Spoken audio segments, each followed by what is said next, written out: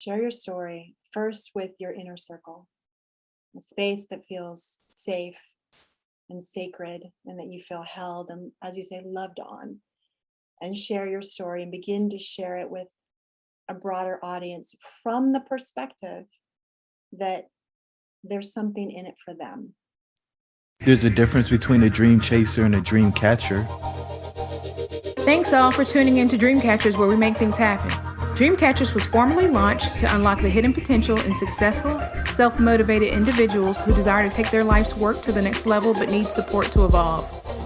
We are a collective group of professionals with various backgrounds that use our talents to assist those individuals in realizing their wildest dreams by providing education, inspiration, and direction.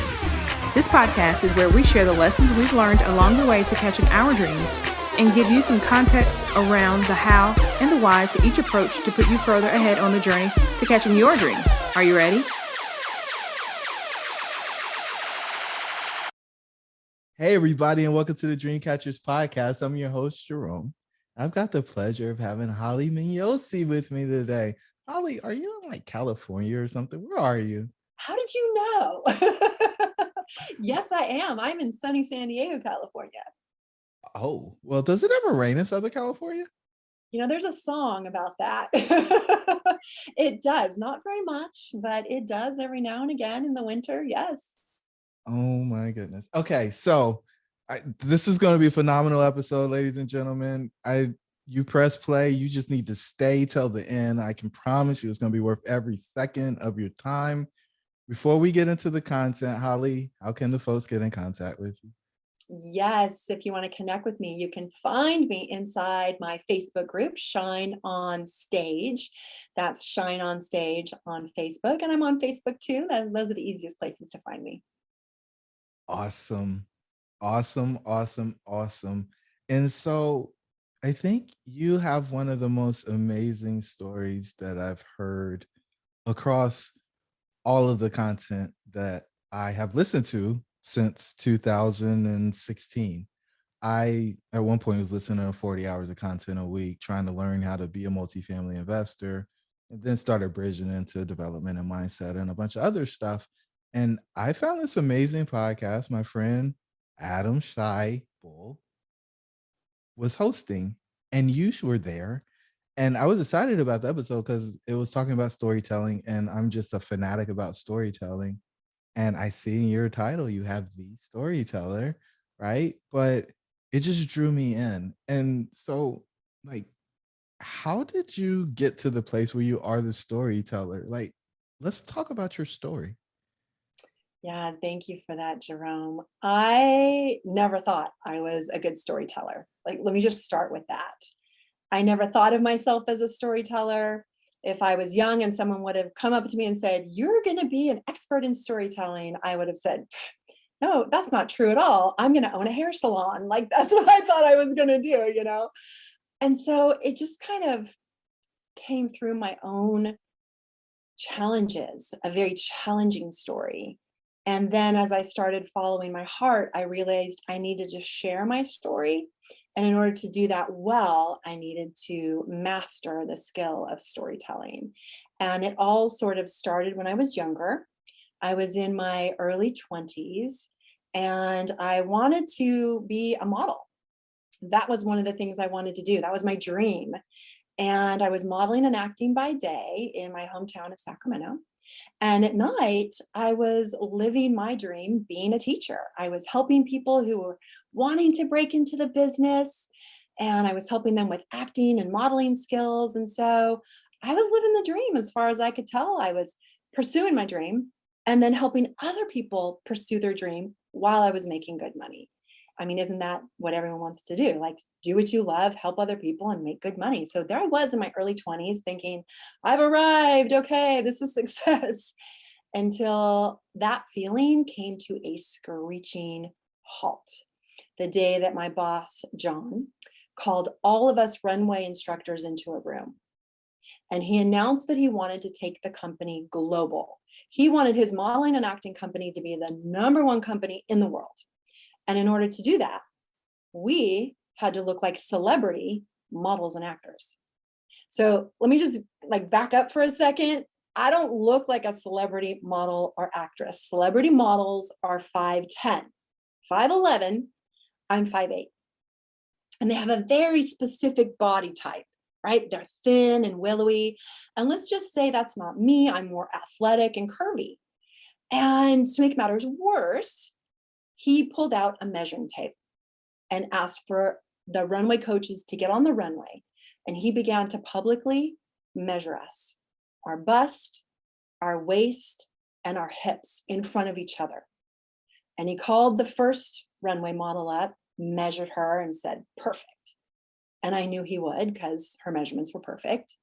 And then he called the second runway instructor up, measured her, and said, perfect.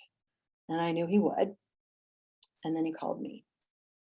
And then I got up on the runway and tried to make myself as small as I could, like squeezing every inch of myself to the midline of my body. He measured my bust and waist, which were fine, but then he measured my hips, which were not 1, not 2, not 3, but 4 inches too big. And to you and me right now, that may not seem like very much, right? That's like 4 inches. What is that? But in the industry, it's everything. And he turned away from me, pointed to my hips, looked at my peers, my coworkers, my colleagues, and said, if any of you have this problem, fix it or you're fired. And I was publicly humiliated. And I felt like the bad apple of the bunch. Like everyone else is perfect but me. And I felt this deep embarrassment and shame. And in that moment, I made a decision. I will do anything I can to not feel that pain again. You know what I'm talking about? Like when you're so in so much pain, you're like, I'll do anything to not feel this. So I started exercising, dieting, but Jerome, I was a size 4. I was already small. Like I wasn't getting any smaller. Like, yeah, like that was it. So even though I was exercising more and dieting more, I just couldn't get the inches off. Until one of my colleagues, my friends, gave me a little bag of white powder. And it was cocaine. And she said, try this. And I was like, well, I've tried everything else. What have I got to lose? And I tried it. And within just a few weeks, I lost weight. I mean, it's basically an appetite suppressant. So within just a few weeks, suddenly I was like walking down the hallways with my new sleek physique, compliments from my coworkers, accolades from my boss. I got a promotion. I even made more money and got a raise. Yeah, for damaging my body. And on the outside, it looked like I had it all put together. But on the inside, I was falling apart. I had headaches, heart palpitations, sleepless nights, and I just felt terrible about myself. I knew I was a fraud. I knew that if I ever quit, the weight would come back and I would be an embarrassment again. And that was my 10-year journey, like off and on, using various legal and illegal ways to lose weight until it really got dangerous. Whoa. And then what happened? So I'm now in my early 30s and I'm still using off and on. I'm still in the modeling and acting industry. I met someone, fell in love, got married, got pregnant. And I was able to quit using while I was pregnant because it's okay to be bigger while you're pregnant, right? But then by the time she was like 3, we had some problems in our relationship. And that old frenemy of cocaine came back into my life.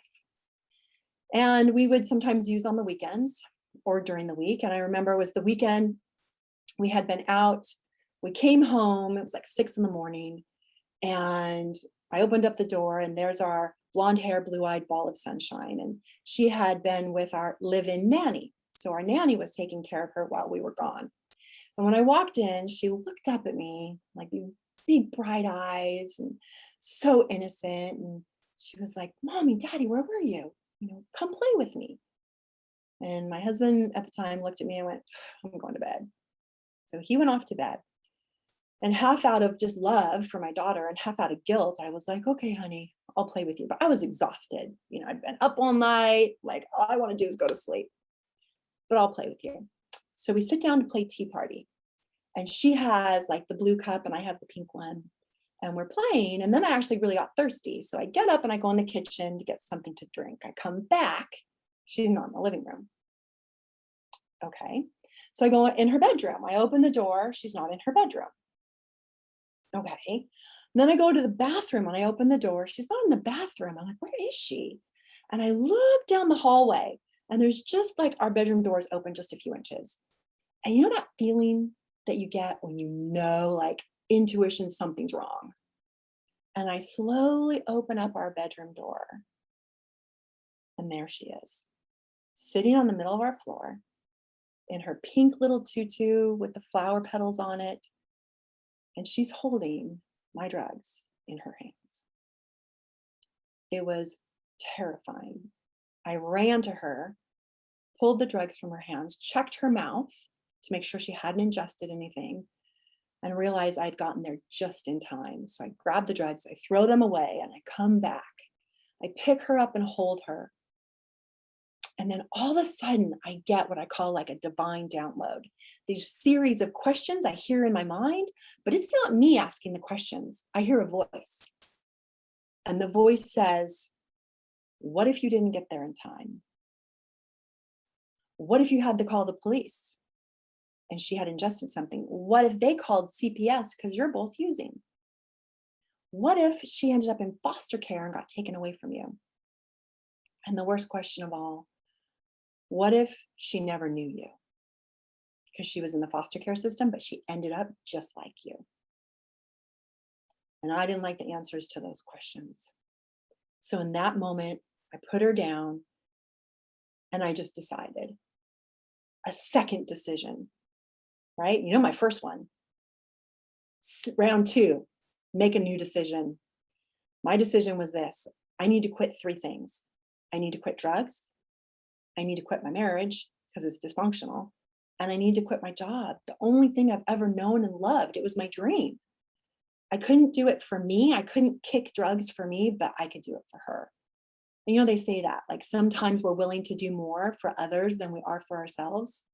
Jerome, she saved my life. Like I really believe I would not be standing here today if it weren't for her. Okay. So was that it? Like you just made the decision and you moved on? How I'm a did I do big it? Tony. Yeah. Yeah, so I had to quit. Let me reframe that. I chose to quit drugs cold turkey. I probably should have been admitted to professional care, like Narcotics Anonymous or something, but I was embarrassed. I didn't want anyone to know. So I quit drugs cold turkey. And by the way, if you know someone who's going through this, I don't recommend you quit cold turkey. I recommend you get help and don't do it by yourself. Like, get some support. And I knew I needed support. And I knew that I needed my mindset to change and I needed to get healthy because the cravings to go back to the drugs were so powerful as it was detoxing from my body. So I decided I need a mindset shift and I need to get healthy. I need help. And when you need a mindset shift, you need mentorship, right? So I hired a personal trainer. I hired Tom the trainer. Tom the trainer was 6'2", tall, dark hair, handsome, Italian, like his muscles had muscles. I was highly motivated to go to every single workout. I didn't miss one. But that's really when things started to change for me. And Tom gave me a whole new perspective on myself and my life. And I got compliments for really being strong, not skinny, because I started to gain weight back and I started to build strength and weight lift. And then he gave me compliments, not for skipping meals, but for eating the right stuff. And I started getting stronger and more confident. And I was looking for a new job. And he said, you know what, Holley, I think you're pretty good at this working out thing. I think you should be a trainer. And I said, I'm very used to coaching people, teaching people, and doing it on a topic I love. I love this. So I think you're right. So within 4 months, just 4 months of Tom and I knowing each other, we opened up Beyond Fitness Personal Training in San Diego.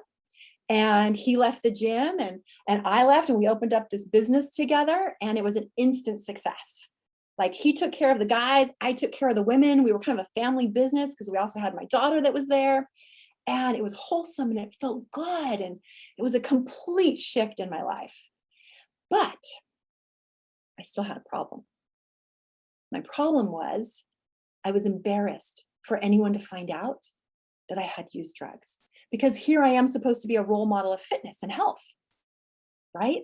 Like, I didn't want my clients to know, because they might think, otherwise. They may not really, I might lose my credibility. Let me say it that way. But a little bit of my story seeped out to one of my clients, and she made a fascinating connection. She said, I get it, Holley. Like, you weren't addicted to food, you were addicted to drugs. And addiction's addiction. That's why you have so much compassion for people like me. And I thought, I never thought of it that way.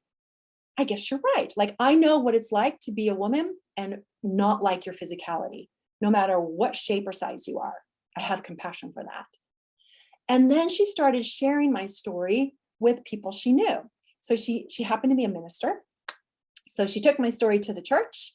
She told her friends, her family, and the church. And the next thing we knew, a whole new group, a whole new community came into our business, and our business doubled.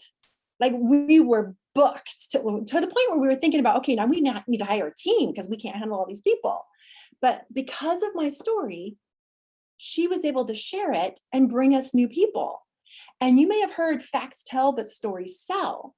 See, facts are hard for people to remember, dates and numbers and things like that, statistics, but stories, our brain is hardwired for it. We've been doing it for hundreds of thousands of years.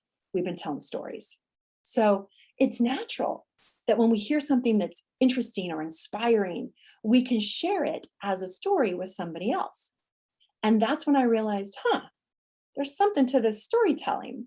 I thought I was going to go back on stage and reinvent myself to go back and be a speaker and talk about health and fitness and tell my story. But then I started studying with the best speakers, Brendan Burchard, Roger Love, Bo Eason. I'd already worked with Tony Robbins. I mean, I was studying with the best, and I realized something new was stirring inside me. I was starting to pivot away from health and fitness. And I just found I have a love for entrepreneurs. I have a love for people that are willing to take a risk to pursue their dream. And I felt a calling to help those with a powerful story in the entrepreneur space. And it was hard for me to accept at first. I really kind of rejected it because I had been a trainer for 13 years. We had our business before I shifted over to storytelling. 13 years, to give that up was a lot, but it was undeniable. You may know that when you have a calling, right, Jerome, you can't say no to your calling. Like, it's just in you. It's part of you. You can't not do it. So that's what happened. I started studying storytelling, started helping other experts on stage. And what I also found was I was able to pull together my experience from the modeling and acting industry. Modeling on stage is telling a story with clothes. Acting on stage is telling a story from somebody else's perspective and taking on a character. And I didn't even realize that I had already learned all of these things that now I put together in one of my signature courses, which is called the Signature Story Intensive. So I started to create my first course, which was the Signature Story Intensive. And then I started to help experts craft their story, and it's just taken off since then. It's been incredible. So I love this. I call this the red pill moment. You pivoted, you recreated yourself, not once, but twice. Right. And then you get to the place and you're like, wait, I'm still not in my purpose. I'm going to do this again. Now, the third time, did you resist it or did you just go? Because the other No, times it was kind of like a big event, right? yeah. But this was because you wanted to. When I reinvented myself from the modeling and acting industry over to fitness, it was really to save my life. Yeah. I didn't know that's what was happening at the time, but that's what was happening. When I pivoted and reinvented from health and fitness over to being a speaker, it was definitely, I felt like I had a choice, right? And I resisted it because all that imposter stuff started to come up. Who am I? Who do I think I am that I can tell people how to tell their story and how to do this and how to do that? But I knew that it was my path because of the resistance. The resistance meant that this was supposed to make me strong. It's just like in weightlifting. You lift something heavy because it builds a muscle, and your struggle gives you strength. And somehow I think unconsciously, I just realized I'm resisting this because this is on my path. This is the next thing for me to do. And I'm afraid of it. Like, it's big to take on the responsibility of helping people through their story. And when I realized that, it was like, okay, here I am again. I have a choice. Like, I can accept it and I can see it as an adventure, because it was loaded with uncertainty, ton of uncertainty. So I can either be afraid of it, of the unknowingness, and that I don't know if I'm good enough, big enough, or strong enough to help people with this, or I can see it as an adventure. Like, let's discover what's behind the next turn. So I just decided to take it step by step and take it as an adventure. So was there an event that snapped and you're like, I've got to keep going, I know this is what I'm supposed to be doing? Or was it just kind of meandering through I'll call it the forest? I would say, when you say event, the thing that brings to my mind that I remember the most is I was going to a speaking event, and the challenge was that we were supposed to tell our story at the event. And every time I thought of that, I'm someone who plays full out. So if I'm going to go to an event, I'm going to get the most out of it. I'm going to do all the exercise. I'm going to do everything. And thinking about being on stage and telling what I'd been through, it was making me shake. Like, I would physically start to like tremor and sweat. And, and I thought, there's no way I can do it. But I'm not a quitter. Like, that's just not part of my personality. I'm very determined. So I said, okay, I can't tell that story, because the truth is, Jerome, some stories aren't ready to be told yet, right? And that's what I was feeling. And the reason for that is because we don't reveal what we haven't healed. The stage is not the place for that. I'm going to say that again. We don't reveal what we haven't healed. So, audience, got to write that down. And that story had not been healed. I had guilt, I had shame, I thought I was a bad mom. But I had a smaller story, a story that was less charged, I guess you could say, of a story of me giving up on myself. My dream was, when I was in high school, was to be on the volleyball team. And I gave up on myself. And so I told that story. It was a story that was less charged. I had healed. And that's the story that I worked with.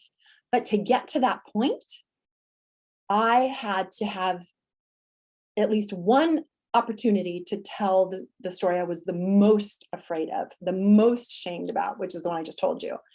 So I contacted all my friends and said, could you please hold space for me? I want to tell you this story. You may not know this about me, but I feel a calling that I need to share this, and I want to do it in a safe space. So I recorded it, but me telling the story, and then I sent it to my friends, and I had to tell the story in my car. Like, I didn't want my husband to hear it. I didn't want my kids to hear it. That's how shut in I was with so much embarrassment. I remember it was dark, and I went in my car and I'm sitting by myself, filming, just bawling, just in tears, crying and quivering at what a horrible mom I thought I was. And I told the story to my friends, and what they reflected back to me was not what I thought I was going to hear. What they reflected back to me was my courage, my strength, my fortitude, putting my daughter first, doing something that is incredibly difficult, quitting drugs while I was going through a divorce, while I was quitting my job. I mean, I did a whole reinvention all at one time. And so they reflected like all this beauty that I couldn't see. And it was so powerful that it began to heal me. And I made a decision at that point, someday I'm going to tell the story because somebody needs to hear it if they're going through something similar. I still wasn't quite sure at that time. If I didn't know, let me say this, I didn't know at that time I was going to be an expert in storytelling. I thought I was just going to be a speaking coach. I'll help people on stage. I'll help them with stage presence and confidence. And, I can do that. I've done that for decades. But I didn't know story was going to be the thing I was most known for because it was the thing I was the most afraid of. So at that time, I didn't think that would be it at all. This is amazing. Okay. And so you shared with them, they loved on you, Yeah. and that gave you the courage to share with a wider audience? What happened next? I got to think. I think what happened next is I had an opportunity to speak on stage. And I was deciding what story I was going to tell about myself. And I started to explore if I could tell that story by writing it. So I sat down with my computer for, maybe 30 minutes a day. And I would just purge and I wrote my story out. And I started to look at it and go, okay, is this something that would help someone? What are the pieces of my story that are universal, right? Like everybody wants love. So a part of my story that's universal is, have you ever done something that you knew wasn't good for you, but you did it anyway because you wanted love? That's the whole reason I started using drugs, right? It's universal. So I started to look at my story and pull out areas that are universal. Have you ever been not able to do something for yourself, but you were able to do it for somebody else? That's another part of my story that's universal. So then I started pulling those essences out. And the more I realized that my story and your story and everyone who is listening, your story is divinely designed to be that adversity so that it can be your greatest victory. And that's the story that every $1 million movie is made of. That's the story of the underdog, the person who lost it all, the person who was homeless or on drugs or, couldn't find the strength to live up to who they were meant to be. And then someone comes along and supports them and helps them to find that peace inside of them. They face their fears. They go through the journey. They look at it as a journey, as a discovery, and they find that they have strengths and skills and talents that move them through from fear to faith, right? Because the modeling and acting industry had taught me to fake it till you make it. But as I was moving through this journey, Jerome, I needed to faith it until I could make it, which is everybody's story, the human story. This is so good. Okay.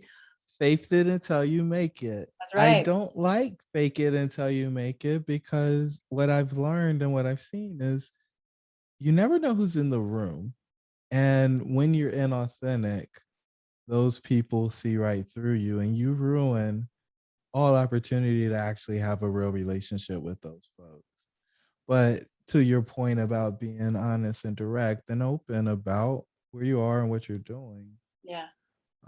you actually get the opportunity to get that support that you so eloquently put in there.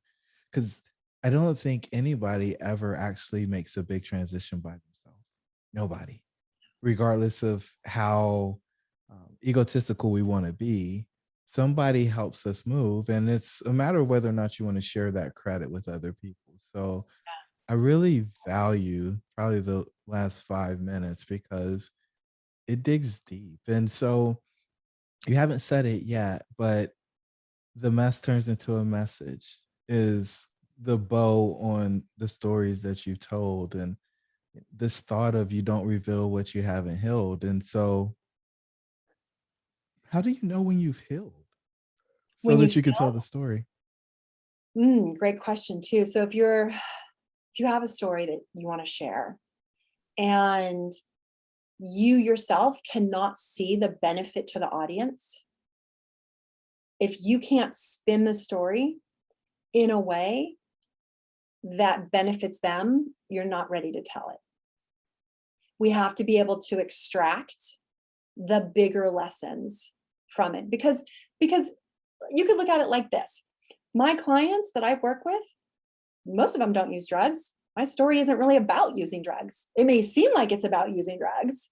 That's an element of it, but that's just my kryptonite, right? That's just part of perfectionism and all these other things. But if you can share your story, and you can still get emotional about it, it is important to feel emotional about your story.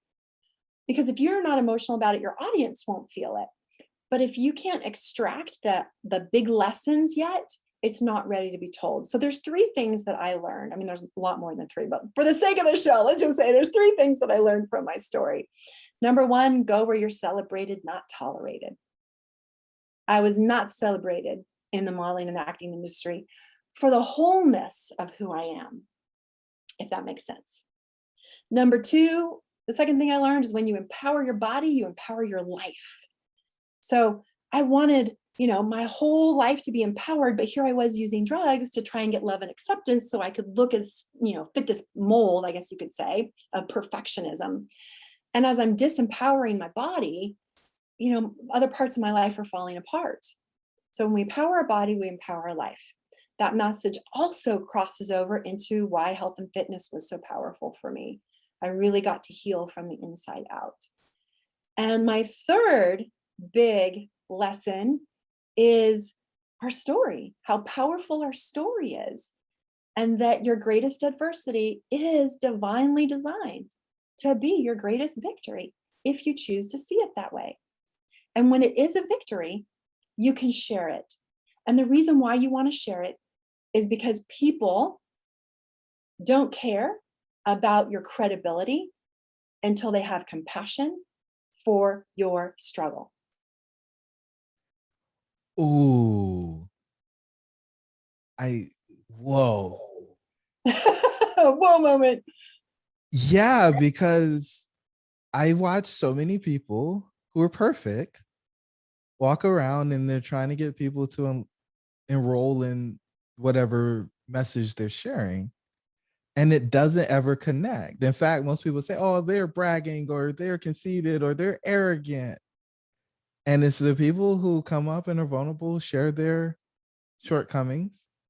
And you're like, oh my goodness, like you seem like such a nice person. How could you possibly go through that? And then when they offer them an opportunity to participate in the vision or the future state that they're offering, that people are lining up to support them in that mission. The And vulnerability in your story is the biggest point of connection and trust. You're absolutely right. and that just takes so much courage, it seems, but maybe not. And I guess people think that they can't share that piece because it will hurt their credibility. You're right. The reason why people don't share their vulnerable story is they think that it will discredit them. You're absolutely right. But what's interesting, I'm going to save this. Oh gosh, I want to tell you this, but I also want to save it. If we're going to do a little quiz at the end, I want to save it for that. If we're going to do that. Okay. Don't forget. There's this, this effect. We'll talk about it in a little bit.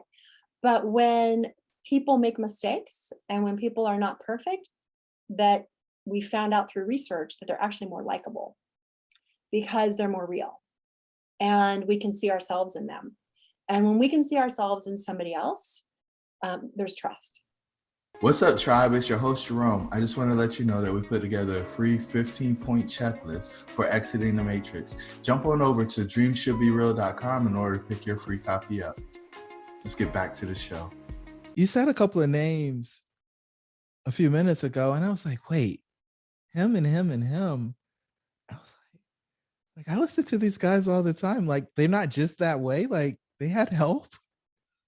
And What name? so, like, particularly Tony, right? Oh, Like, Tony is, when I got exposed to him, I was in a really, really bad spot, right? I was down, out, depressed, like just trying to figure out life. I'd climbed the wrong ladder, realized I climbed the wrong ladder, and was like, okay, how do I get down? And, this whole concept of um, having financial success, but not really feel like you're making an impact and having no fulfillment is kind of the worst failure that you can have.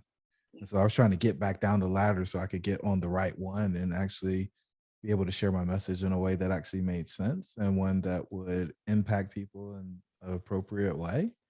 And so when you mentioned Tony, Brendan, and so on, were you like helping them with speaking or were you going to them and enrolling in their programs? Like, tell me more about that connection because it's really easy to put those folks on a pedestal and just think it's amazing and they just showed up that way. yeah. So Brendan, Roger Love, and Bo, I did go to them for some of their expertise. Bo, of course, for storytelling, Roger Love for voice, and Brendan many years ago, I want to say it was maybe 2015, for online, like how to start your business online. Working with Tony, that happened in my early 20s, believe it or not. I was working with him even before, like when I started working with him, not everybody knew who he was. Now everybody knows who he is. But it was in the 90s when I was actually working with him. Yeah, yeah. Back in the day when you'd go to his event and there was only like 1,000 people in the audience. Yeah. Yeah. What in the world? That's cool, but it's about proximity, being in the right places at the right time with people, and positive impact is the whole game. Yeah. So, Actually, he's the reason why I'm in San Diego. I was actually supposed to buy a business and move to Long Beach. And Tony's the person that said, you don't want to move to Long Beach, come to San Diego. So that's actually how I ended up here. Yeah. And that was in the 90s. And I've been here ever since. no way. Yeah. How cool is that? Yeah. Yeah. So, all right. You got to have the courage to share your story. You've got to be able to share it in a way that people can actually get a lesson from it. Because if not, then it's a waste. And that's when you probably do actually hurt your credibility. For the person who's going through it right now, hurting, struggling, don't really understand how this could possibly be divine, Mm. what word do you tell them? What do you say? If they're currently in it, yeah, Yeah. you're so much stronger than you know. You are so much stronger than you know. And you wouldn't be in this situation if there wasn't something incredible coming through the situation. And that this is going to be a story that you're not in, but one day you're going to stand on. Ooh, stand on. And we got to stand on our story, not in it like the victim, but on it like victory. Okay. So, yeah, people have listened to the story, they've gotten the lessons, and some people may think, oh, well, that was just natural. Holly just, she just knows how to tell stories. Maybe Mm, she's just told it thousands of times and so she's good at it. But I think you got like a formula and a I process for do. actually packaging it this way. I sure do. Yeah, I teach this to my students and I'm going to give it to you and give it to the audience right here, right now. So I'm going to tell you the 5 steps to telling a fantastic story, your story. It also works for case studies and client stories, things like that. So if you're listening, you may want to grab a pencil and paper, and then we'll use my story as an example so I can point back to my story and let you know where each of these sections are kind of in my story, if that makes sense. So the first is the call. The call is the call to adventure. The call, the beginning of your story. Now, if you notice, I started my story in my 20s, right, with my dream. So the call can answer 2 questions. What is your dream? So we get an idea of your aspirations. And how did you end up in the pit? So the call answers those two questions. What's your dream? And how did you end up in the pit? The pit, which is step 2, the pit in my story is when. Like, when is the pit in my story? When's my lowest, darkest moment? You know that, right, Jerome? When she's holding the bag. She's holding, that's right. I've exposed my daughter to drugs. That's right.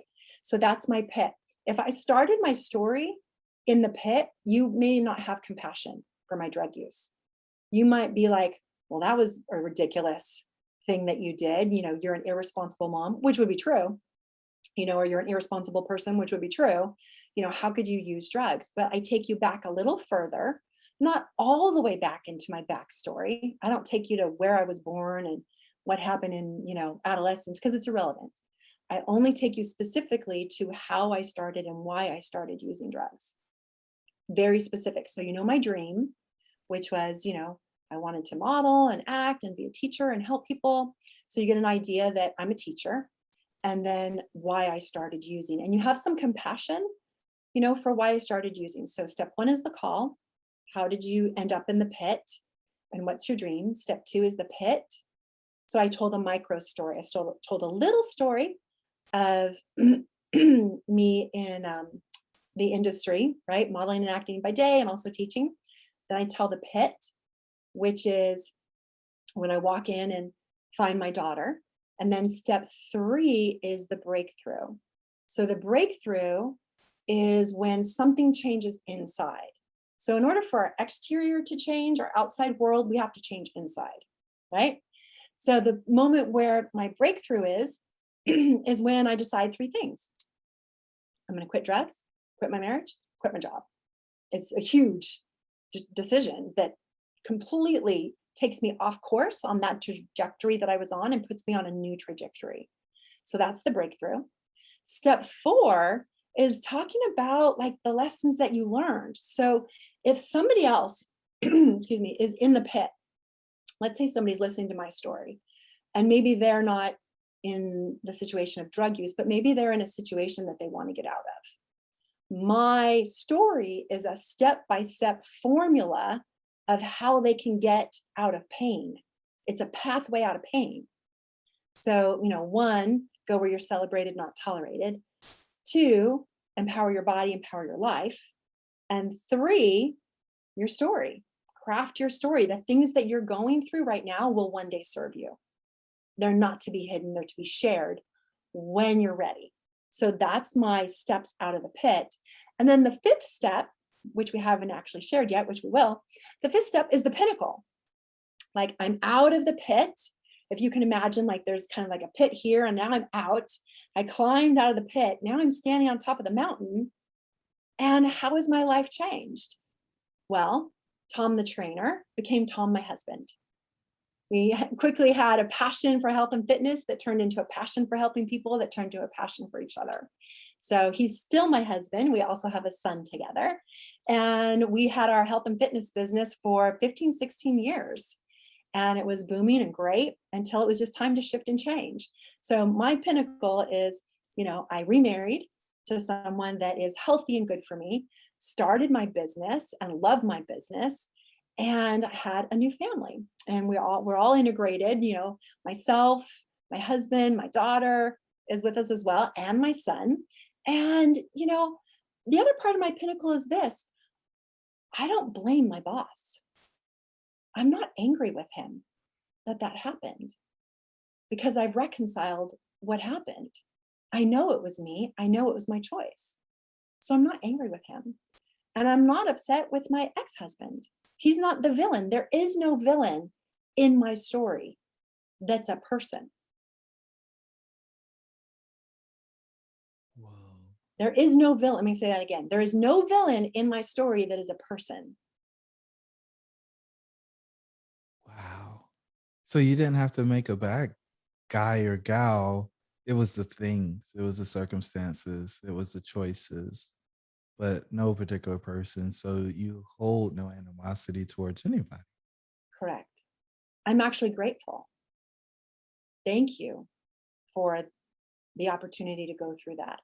If I didn't have that experience, and I wouldn't have this story today, I would not be who I am today.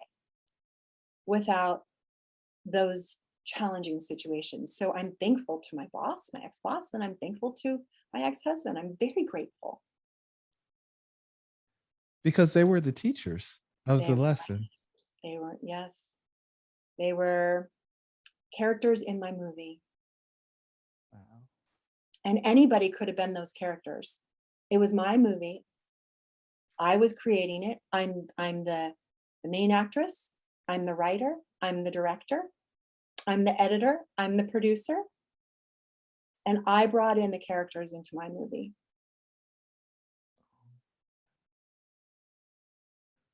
Okay. I love your Okay. facial expressions, by the way. Your face, for those of you who can't see, you got to see Jerome's face right now. He's like, This is amazing. Okay, so I could go on for like 2 hours, but I won't.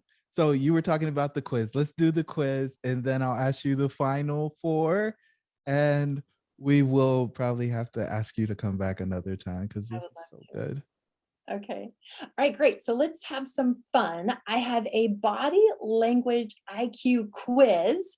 For those of you that are listening, you can play along. And we're going to flip the script here. And I'm going to ask Jerome. Thank you, Jerome, for being willing to play and to be put on the spot. I'm going to ask Jerome some questions. And then I'm going to give you multiple choice. And then you get to say, okay, which one is it? Okay, so we've got 5 questions. Are you ready? I'm ready. Okay. Question number 1. So this is about body language. Who is better at reading body language? Is it men or is it women? Women, of course. Yeah, ding, ding, ding. Yeah, you're absolutely right. So there was a little research done, and they found that when they took 2 groups of people, all women and all men, and they set up electrodes to their brains and monitored their brains and asked them to decode body language, they found that women's brains light up in 15 different places, whereas a man's brain only lights up in 8. So he's literally using half of his brain to decode the communication that someone is giving with their brain. So ladies, when you are at the restaurant and you see someone making eyes or flirting with your man and he's like, I didn't see anything, he probably didn't really see anything. Because women will pick up on other women flirting faster than men. That's the whole thing. Yeah, Like, what are you doing? We'll talk about that on part 2. All right, question number 2. In a group of people talking, let's say you go to a networking meeting and there's like 5 or 6 people talking in a circle. Which body part points to the alpha in the group? Is it the eyes, A, B, the heart, or C, the feet? Eyes? Heart? It's gotta be the heart. It's the feet. It's gotta feet. be the heart. No. It would be the hearts. Yes. Here's why. Body parts that are closer to our face and our core, we can control them consciously better and faster than body parts that are further away. So here's what you'll see happen. If you're in a group of people talking and there's one alpha, everyone's feet will be pointed to that one person. Now, if something happens outside the circle, like if there's someone going, hey, you come over here, people will point their feet part at the alpha and the other foot at the other direction. So their attention is split. It's completely unconscious. We don't realize we're doing it. So how you can use this is next time you're speaking to someone in a group, just glance down really quick at the feet. So if you're speaking in a group and everyone's feet are pointing to you, you're the alpha. If you're speaking to one person, here's how to use this. If you're speaking to one person and you look down and one foot is pointed to you and another foot is pointed in the other direction, you can be very courteous and say, hey, I notice that you're slightly turned in this direction. Is there something you need to take care of? We can always continue this conversation later. They will appreciate your awareness and they will remember you for that. Wow. Okay. Whoa. All right, number 3, are we ready? In a conversation, what does the alpha influence? Is it A, the topic of the conversation, B, the pace of the conversation, or C, when to laugh, or D, all the above? D. All the above. Ding, ding, ding. You got it. All the above. We are naturally primed to mirror the body language, the pace, and the speed with the alpha because we know unconsciously that there's strengths in numbers and we don't want to be kicked out of the tribe. So the more we mirror them and act like them or pace ourselves to their pace, we're more likely to be contained into the tribe and there's safety in numbers. So that's the unconscious reasoning for that. So great job. Okay, number 4.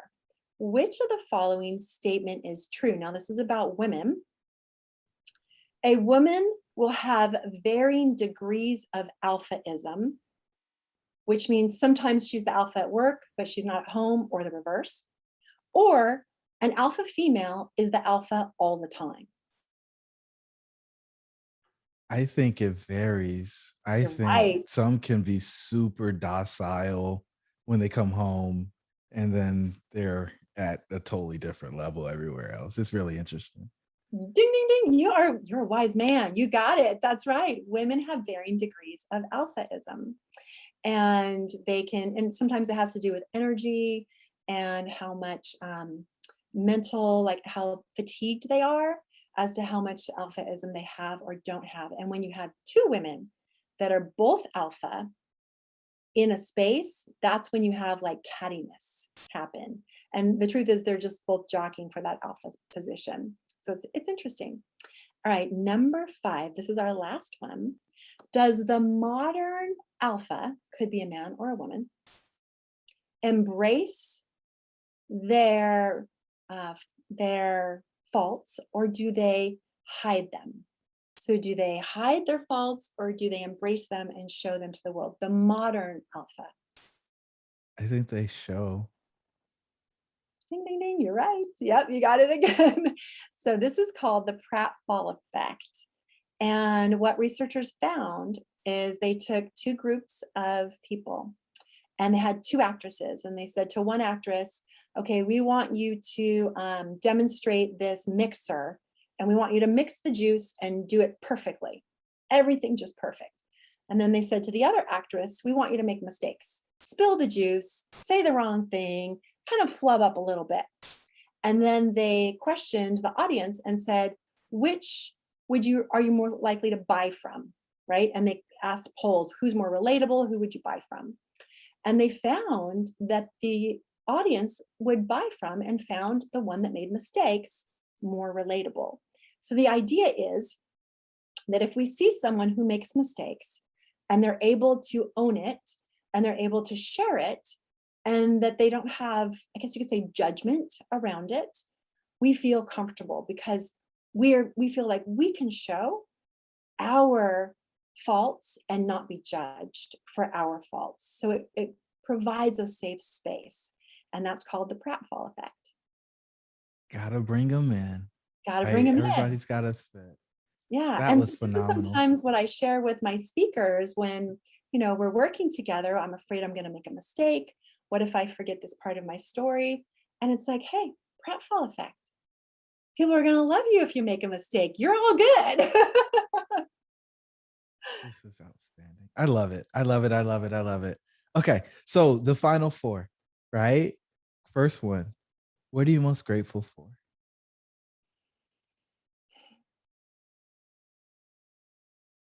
I'm so grateful for the opportunity to share my life with others through a platform like this, or in any way that it comes, but to be able to share the authentic me, the real me, the me that is vulnerable, makes mistakes, is imperfect, and has self-doubt even still today.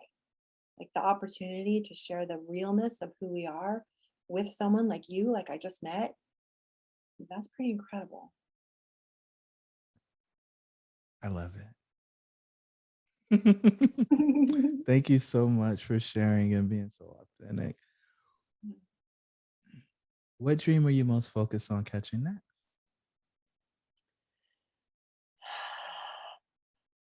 Well, I have two, I think. One's like a personal, and one's kind of professional. So I really want to make a bigger impact in the world. And my mission is to, in particular, help women. I think women have a harder time sharing their stories. And I want to help 1 million women share their soul purpose on stage. So they're not afraid of the stage or afraid to be seen in all of the beauty that they are. And I want to create a new space where even today, the stage arena is still really dominated by men. 75% of speakers are male, and they make more than women do. So I want to bring on the new age where women own the stage. Oh, don't leave me out. You'll be there right with us. I'm okay with that. I think the feminine alphas um, bring a value to the table that so many of us overlook. So I think it makes complete sense to do that for sure. Thank you.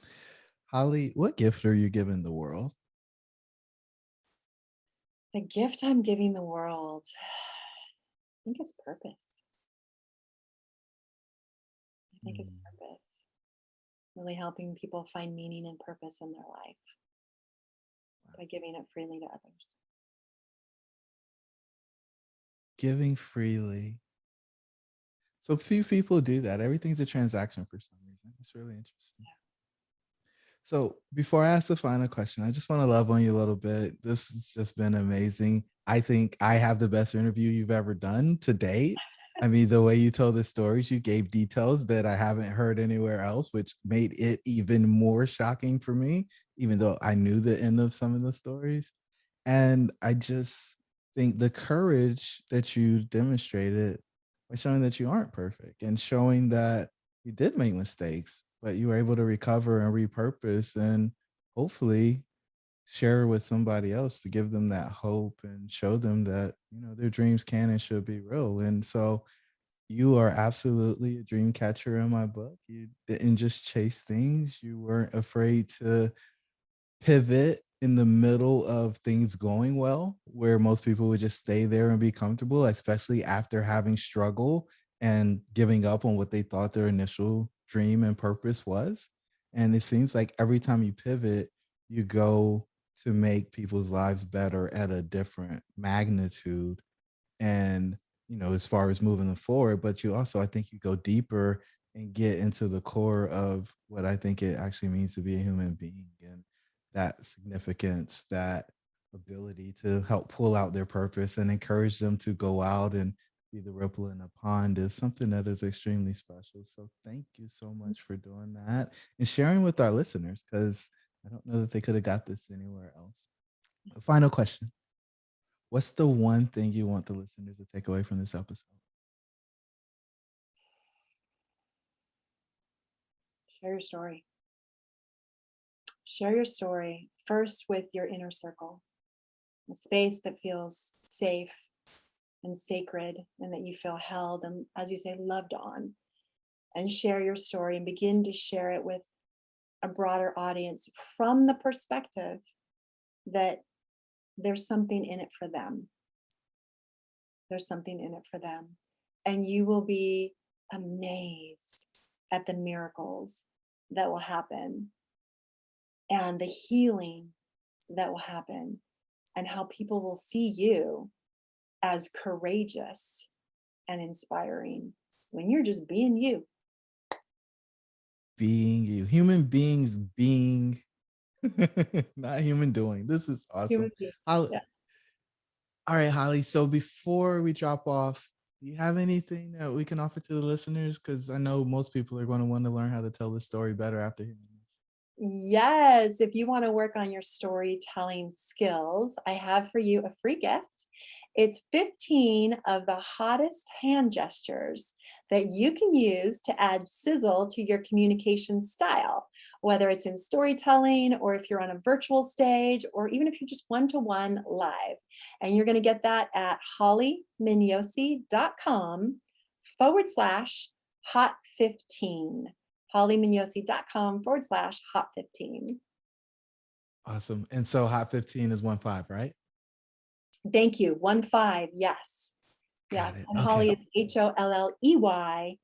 HOLLEYMIGNOSI. I love the pronunciation. Is it pronunciation or enunciation of your last name? Mignosi. Anyway, It's fun. yeah. Thank you so much for coming on this show. Okay. Well, hey guys, jump over and grab it. See the show notes if you couldn't pick it up off of the audio. Talk soon. Thank you for joining the tribe today. We would love to hear from you. Please don't forget to rate, like, and share.